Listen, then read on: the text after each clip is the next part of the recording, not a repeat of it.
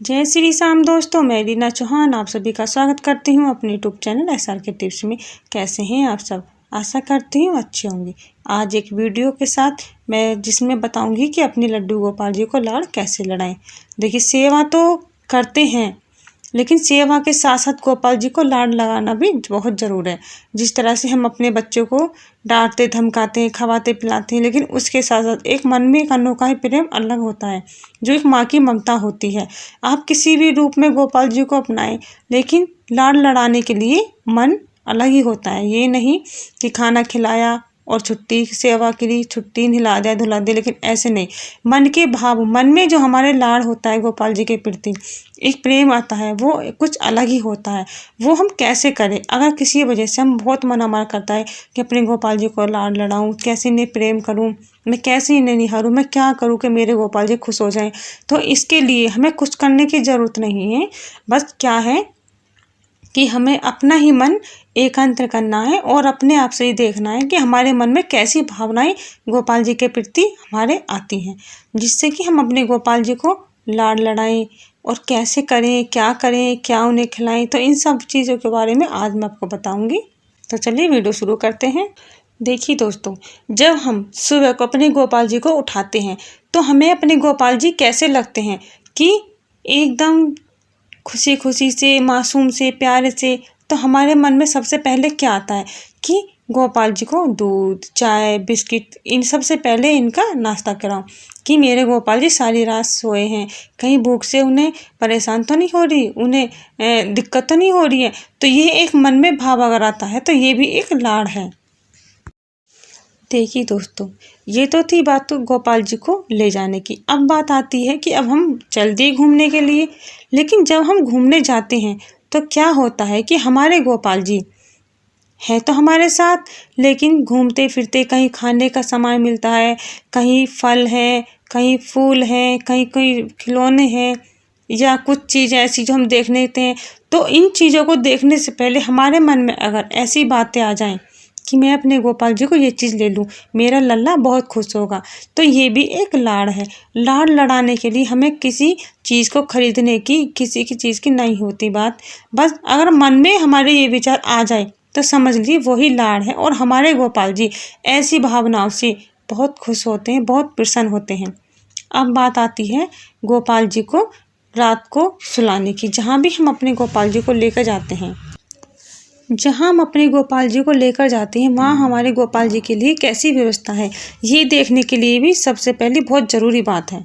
देखिए दोस्तों, जब भी हम कहीं जाते हैं तो सबसे बड़ी प्रॉब्लम क्या होती है कि हमको अपना बिस्तर, अपना बेड, अपना घर को छोड़कर कहीं और जगह जल्दी से नींद नहीं आती है।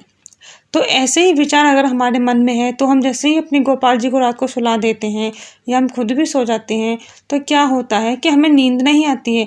और अगर हमारे मन में ये आ जाए कि हमें अपनी फिक्र नहीं, अपने लल्ला की फिक्र है कि मेरे गोपाल जी को नींद आई है, नहीं आई है, कहीं मेरे गोपाल जी परेशान तो नहीं हो रहे, कहीं वो अकेले डर तो नहीं रहे। सारी रात हमें यही सोचते, बार बार उठकर देखने गोपाल जी को, कभी उन्हें इधर से कभी उधर से, कभी बैठ रहे हैं, कभी खड़े हो रहे हैं, कभी लेटे लेटे हम देख रहे हैं। अगर हमारी ऐसी परेशानी रात को होती है, ऐसी हालत हमारी रात को होती है, तो इस वजह से हमारे गोपाल जी बहुत खुश होते हैं। क्यों? वो जानते हैं कि हमारे प्रति जो लाड़ है, जो प्रेम है, वो ऐसे देखकर बहुत खुश होते हैं। बस यही तो मन की भावना होती है, और इसी बात से हमारे गोपाल जी समझ जाते हैं कि मेरा भक्त मेरी कितनी फिक्र करता है। या ये हम जिस रूप में भी अपने गोपाल जी को अपनाते हैं, पिता, भाई, बेटा, जो भी हम रूप में अपनाते हैं, वो उसी रूप में हमें उसी भावना से, उसी निगाह से हमें देखते हैं, और ऐसे ही वो हमें परेशान करते हैं। तो देखिए, अब बात आती है कि चलो ये तो हुई घूमने की बात। अब हम फिर वापस अपने घर जाते हैं।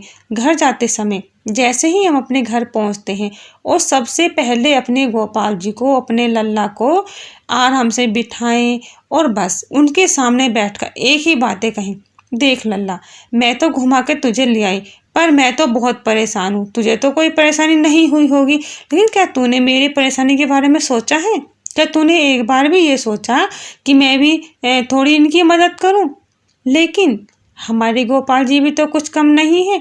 जैसे हम घूम कर आते हैं और हम ऐसी बातें करते हैं, तो फिर अचानक से मन में बात आती है, अरे कहीं ऐसा तो नहीं मैं जाती, हमारे कान्हा, हमारे गोपाल या हमारे ठाकुर जी यहाँ रहते, मैं ना लेके जाती, मुझे कुछ दिक्कत हो जाती या मेरे पैर में दर्द होता या मैं गिर जाती या कहीं मैं लेट हो जाती, तो ऐसा भी तो हो सकता था।